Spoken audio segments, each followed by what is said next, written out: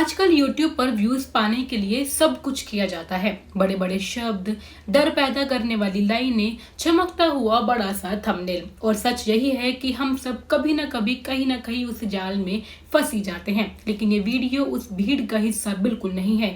ये वीडियो न किसी को भड़काने के लिए है, ना ही किसी से नफरत फैलाने के लिए है। ये वीडियो उन युवाओं के लिए है जिन्होंने 4 साल तक पढ़ाई की, लेकिन आज उनकी डिग्री एक फाइल के नीचे कहीं ना कहीं दब कर रह गई है। ये वीडियो उन छात्रों के लिए है जिनसे बिना पूछे, बिना कोई सवाल जवाब किए कह दिया गया कि उनकी डिग्री किसी काम की नहीं है। मैं ये वीडियो इसलिए बना रही हूँ क्योंकि हर चमकती चीज सच नहीं होती है और हर चुप्पी भी सही नहीं होती है। अगर आप यहाँ तक देख रहे हैं तो शायद आप भी उन लोगों में से एक हैं जो शोर नहीं, सिर्फ सच और वजह जानना चाहते हैं।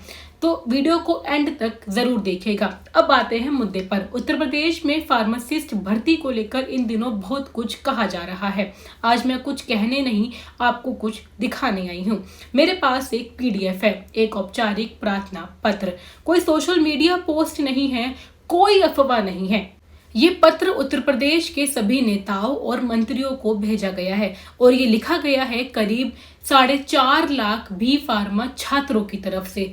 जी हाँ दोस्तों, 4.5 लाख बी फार्मा छात्रों की तरफ से। इस पत्र में साफ लिखा है कि UPSSC के तहत आने वाली फार्मासिस्ट भर्ती में बी फार्मा छात्रों को अयोग्य मान लिया गया है, जबकि डी फार्मा को योग्य रखा गया है। सीधी भाषा में समझिए, डिप्लोमा चलेगा लेकिन बैचलर डिग्री नहीं चलेगी। अब जरा खुद से सवाल पूछिए, अगर बी फार्मा इतनी ही बेकार डिग्री है तो देश भर में हजारों कॉलेज ये कोर्स करवा ही क्यों रहे हैं?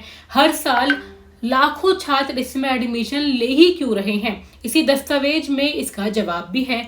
यही लिखा है कि यूपी की ही कई संस्थाओं में बी फार्मा पूरी तरह मान्य है, जैसे NHM, SGPGI, KJMU, DRML, UPUMS। इतना ही नहीं, केंद्र सरकार की भर्तियों में भी बी फार्मा को मान्यता दी जाती है। ESIC, SSC, RRB, ITBP, BSP, CRPF और यहाँ तक कि आर्मी की फार्मा भर्ती में भी। अब जरा सोचिए आप लोग, एक ही देश, एक ही फार्मेसी एक्ट, एक ही डिग्री, लेकिन कहीं योग्य और कहीं अयोग्य। सोच सकते हैं आप ये चीज? यही से सवाल खड़ा हो जाता है। जी हाँ दोस्तों, अब दूसरे पन्ने पर चलते हैं जरा। यह एक RTI का जवाब है जो यूपी के स्वास्थ्य विभाग ने दिया है। इसमें कहा गया है कि फार्मासिस्ट की योग्यता फार्मासिस्ट सर्विस रूल्स 1980 के हिसाब से तय की जाती है।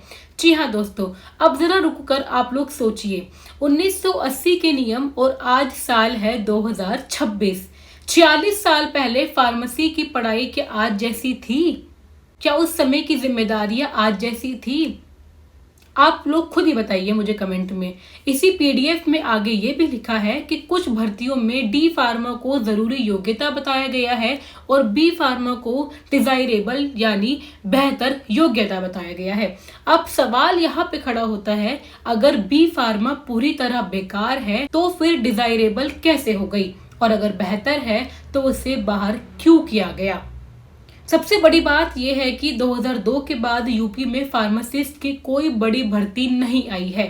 इसी वजह से बी फार्मा बेरोजगार छात्रों की संख्या लगभग 4.5 लाख तक पहुंच चुकी है। 4.5 लाख सिर्फ नंबर नहीं है दोस्तों, ये 4.5 लाख परिवार हैं, 4.5 लाख सपने हैं। और रोज पूछा जाने वाला एक ही सवाल है, हमारी गलती क्या है?